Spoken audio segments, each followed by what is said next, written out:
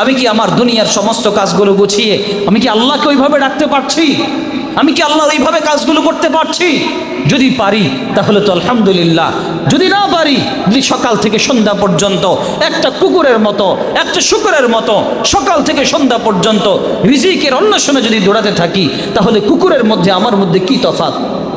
কুকুরও খায়, কুকুরও বিবাহ করে, বাচ্চা জন্ম দেয়, কুকুরও বাচ্চা পালে, বাচ্চারে দুধ খাওয়ায়, বাচ্চারে খানা খাওয়ায়, সকাল থেকে সন্ধ্যা পর্যন্ত কুকুরও নিজের রিজিকের অন্বেষণে দৌড়ায়। আমিও তো বিবাহ করি, বাচ্চা জন্ম দেই, আমিও তো সংসার করি, সকাল থেকে সন্ধ্যা পর্যন্ত আমিও দৌড়াই। তো কুকুরের মধ্যে আমার মধ্যে কি পার্থক্য? কুকুরও দুনিয়া দুনিয়া করে দুনিয়ার থেকে চলে যায়, আমিও দুনিয়া দুনিয়া করে দুনিয়ার থেকে চলে যাই। কি পার্থক্য আমার মধ্যে আর কুকুরের মধ্যে? আছে কোনো পার্থক্য? বলেন, কথা বলেন, আছে? কোনো পার্থক্য নাই আমাদের।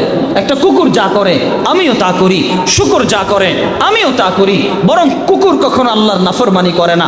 কুকুরকে আল্লাহ বলেছে, কুকুর তুই হাড্ডি খাবি, গোশত খাবি, মাংস খাবি, খবরদার কুকুর তুই কখনো ঘাস খাবি না, তুই কখনো ফল খাবি না।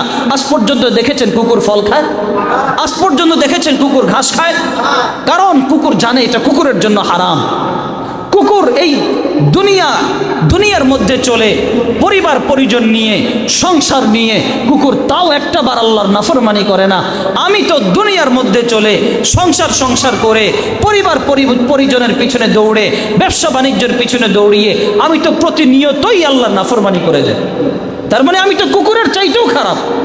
আমি আপনাদেরকে বলছি না, হয়তো যদি আপনাকে বলি যে আপনি কুকুরের চাইতে খারাপ, মাইন্ড করতে পারেন, কষ্ট লাগতে পারে। আমি আমাকে বলি, আমি যদি এভাবে না চলি, আমি নিজেই কুকুরের চাইতে খারাপ। তাহলে আবার চিন্তা করে দেখেন আমরা করছিটা কি করছি আমরা? বলেন, কুকুর যা করে আমরা তাই করি।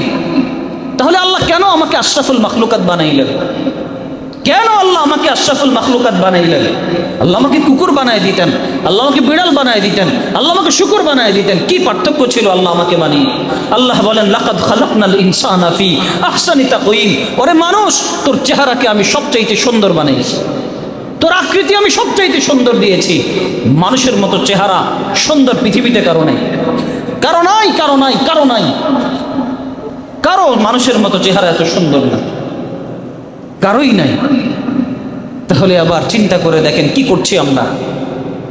এই জন্য রাসূল বলেন, মা জাহিদ আবদুন ফিদ দুনিয়া, যে বান্দা দুনিয়া বিমুখ হয়ে যাবে, ইল্লা আনবাতাল্লাহুল হিকমাতা ফি কলবি, আল্লাহ তাআলা তার অন্তরের মধ্যে এমন হিকমত দিয়ে দিবেন, হিকমতের মাধ্যমে সে বুঝতে পারে। ওই আগের হাদিসের দ্বিতীয় অংশের মধ্যে বলা হয়েছে, ওয়া জাহাদাহু ফিদ দুনিয়া, দুনিয়ার থেকে সে আস্তে করে বিমুখ হয়ে যায়, ওয়া বাসারাহু উয়ুবাহু, এবং দুনিয়ার ক্ষতিগুলোকে আল্লাহ তার সামনে তুলে ধরেন।